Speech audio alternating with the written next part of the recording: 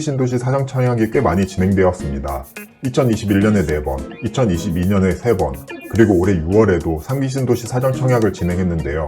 생각보다 3기 신도시 청약이 진행 중이라는 사실조차 모르시는 분들이 많습니다. 3기 신도시는 국가에서 진행하는 공공분양이라 분양가가 저렴합니다. 그래서 본 가치 대비 1억 이상은 저렴하게 나오고 있습니다. 왜 사람들이 3기 신도시에 관심이 없나 생각해본 결과 아직 아파트 실체가 없기 때문입니다. 2기 신도시 중 동탄 신도시와 검단 신도시는 이미 아파트가 꽤 지어져서 익숙하겠지만 3기 신도시 중 창릉 신도시와 계양 신도시는 아직 아파트가 있지도 않기 때문에 생소하실 겁니다. 하지만 최소한 경기도에 사시는 분들은 3기 신도시를 꼭 알아야 합니다. 경기도에서 상급지가 될 지역이 많이 탄생할 거니까요. 분양가는 저렴한데 앞으로 좋아지니 그만큼 시세 차익도 커지겠죠. 오늘 영상에서는 3기 신도시에 대한 간단한 소개와 함께 앞으로 3기 신도시에서 가장 비싼 아파트가 탄생할 지역에 대해서도 말해보겠습니다. 정말 친절하게 하나하나 상세히 설명할 테니 부동산 공부에도 큰 도움이 될 거라고 생각합니다. 3기 신도시는 총 5개의 경기도 지역에 들어오고 있습니다. 남양주 왕숙, 하남 교산, 인천 계양, 고양 창릉, 부천 대장 이렇게 총 5개의 신도시가 만들어지는데요. 3기 신도시의 특징 중 하나는 서울과 꽤나 인접한 곳에 위치해 있습니다. 그 말은 서울과 가깝기 때문에 입지가 좋은 편이라고 할 수 있습니다.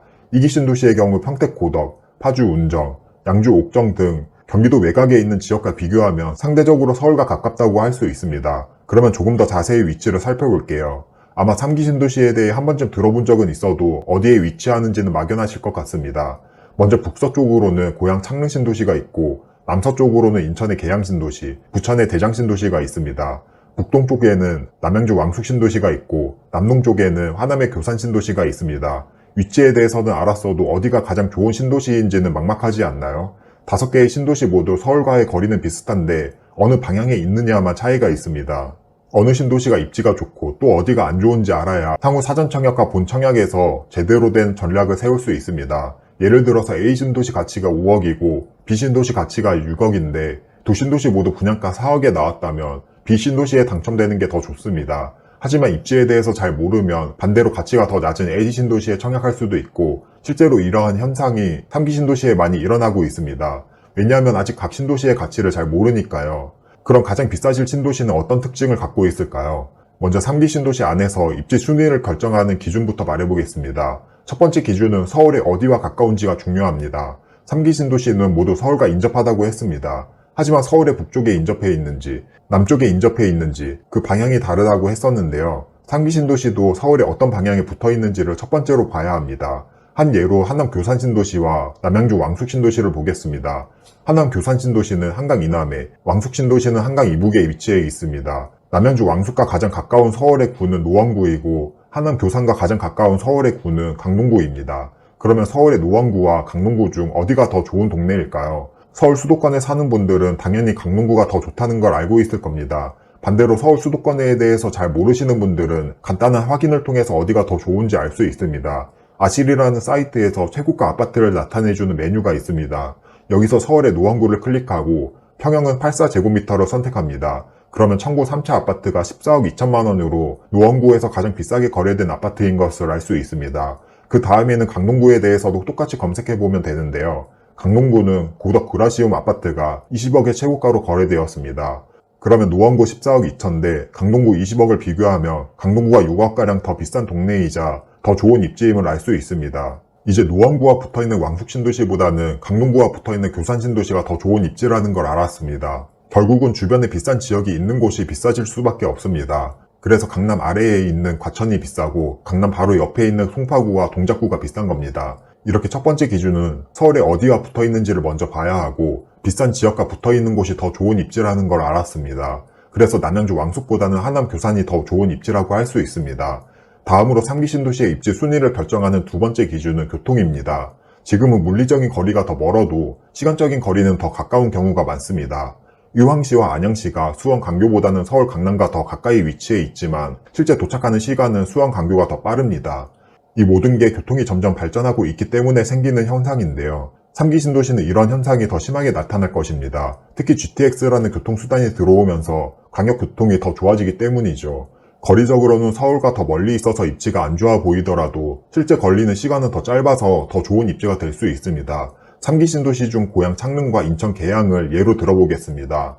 두 신도시 모두 서울과 거리는 비슷하고 고향 창릉 신도시는 서울의 은평구와 인천 계양 신도시는 서울 강서구와 붙어 있습니다. 제가 첫 번째로 말한 기준으로 더 좋은 입지를 확인해보자면 서울의 은평구 최고가 아파트는 DMC 센트럴 자이가 12억 2천만 원의 최고가로 거래가 되었고 서울 강서구의 마곡 엠벨리 7단지 아파트가 17억 5,500만 원의 최고가로 거래가 되었습니다. 여기까지만 보면 두 지역 모두 비슷한 입지인 것 같지만 결론적으로는 창릉 신도시의 교통이 더 좋기 때문에 더 좋은 입지입니다. 인천 계양 신도시에는 지하철은 들어오지 않고 추후 BRT가 들어와서 김포공항역에서 환승을 해서 서울로 진입해야 합니다. 반면 고향 창릉 신도시는 추후 GTX-A와 고양선이 들어오는데요. GTX-A를 타면 서울역과 강남의 삼성역까지 이동할 수 있고 고양선을 타면 여의도까지 이동할 수 있습니다. 우리나라의 3대 업무지구인 강남과 여의도까지 한 번에 이동할 수 있는 교통수단이 창릉 신도시에 들어온다는 건 정말 큰 장점입니다. 단순히 지도로만 봤을 때는 두 곳의 입지가 비슷해 보였을 텐데 교통의 관점에서 다시 설명을 드리니 완전 다르게 보이지 않나요? 결론은 인천 계양 신도시와 고향 창릉 신도시가 비슷한 입지로 보일 수도 있지만 추후 들어올 교통을 따져보면 창릉 신도시가 더 좋은 입지를 지니고 앞으로 가격도 더 많이 오를 신도시입니다. 그러면 우리는 인천 계양 신도시가 아주 저렴하지 않다면 웬만하면 고향 창릉 신도시에 청약을 넣는 게 더 이득입니다.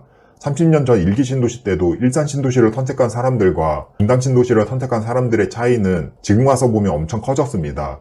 지금은 그래도 인터넷 등의 발달로 이런 정보를 잘 찾아볼 수 있는데 그때는 정보의 비대칭성이 더 심했겠죠. 분당 신도시와 일산 신도시도 분양가는 비슷했을지라도 지금 와서 보면 가격 차이는 심하게 2배까지도 나게 되었습니다. 상기 신도시도 마찬가지입니다. 지금 당장의 분양가는 비슷하더라도 인천 계양 신도시와 고향 창릉 신도시의 대장 아파트 기준 가격 차이는 앞으로 꽤 많이 날 거라고 생각합니다. 그래서 지금까지 제 유튜브를 보시는 분들은 현재의 분양가만 보지 말고 미래에 얼마의 가격이 될지를 꼭 생각하고 3기 신도시에 청약 신청을 했으면 좋겠습니다. 인천 계양 신도시가 창릉 신도시 대비 분양가가 아주 저렴하다면 계양 신도시에 청약할 수도 있고 경쟁률이 더 낮을 것 같아서 전략적으로 청약할 수는 있습니다. 하지만 경쟁률 차이도 많이 나지 않을 것 같고 분양가도 비슷하다면 무조건 창릉 신도시에 청약을 해야 합니다. 추후에는 3기 신도시 청약 전략에 대한 유튜브도 만들어 볼 테니 구독은 지금 꼭 눌러주시고요. 그럼 이제 마지막으로 앞으로 3기 신도시에서 가장 비싼 지역이 될 곳은 어디일까요? 3기 신도시에 대해서 공부를 해봤거나 관심이 있으신 분들 중 많은 분들은 하남 교산 신도시가 가장 비싼 지역이 될 거라고 생각할 것 같은데요. 교산 신도시가 강남과 가장 가까이에 위치한 신도시이기 때문입니다. 하지만 저는 오히려 고향 창릉 신도시가 더 비싸질 것 같다고 생각합니다. 입지로만 따지면 3기 신도시 중 하남 교산 신도시가 가장 좋은 입지임에는 동의합니다. 하지만 제가 두 번째 기준에서 설명했듯이 우리는 어떤 교통이 들어오는지 또한 확인해 봐야 합니다. 먼저 교산 신도시에는 강남과 연결되는 3호선이 들어오고요. 창릉 신도시에는 강남과 연결되는 GTX-A와 여의도와 연결되는 고양선이 들어옵니다. 교산 신도시는 입지도 좋고 강남과 연결되는 3호선도 들어와서 더 좋은 거 아니냐고 물어볼 수도 있습니다. 하지만 3호선이 강남의 업무지구와 직접적으로 연결되지 않는 단점이 있습니다. 테헤란로, 봉은사로, 강남에서 신논현으로 이어지는 라인에는 정차하지 않습니다. 반면 창릉 신도시에서는 GTX를 타면 삼성역까지도 한 번에 도착할 수 있습니다. 참고로 삼성역 인근으로는 현대차 GBC와 복합 환승센터로 개발될 예정입니다. 일자리와 각종 시설이 들어와서 지금보다도 더 좋아집니다. 또한 교산 신도시가 속한 하남에서 가장 비싸게 거래된 아파트는 위례의 롯데캐슬 아파트로 14억 9천만 원의 최고가로 거래가 되었습니다.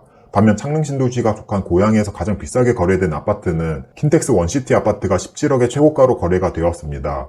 이 말은 하남보다도 오히려 고양시가 더 비싸게 거래될 잠재력을 지니고 있다는 뜻도 됩니다. 단순히 위치 그 자체로만 보면 하남이 고양보다는 더 비싸야 하는데 이미 거래된 실거래가라는 객관적인 지표가 고양시가 더 높습니다. 이러한 이유들로 하남 교산 신도시보다 고양의 창릉 신도시가 더 비싸질 수 있겠다고 생각합니다.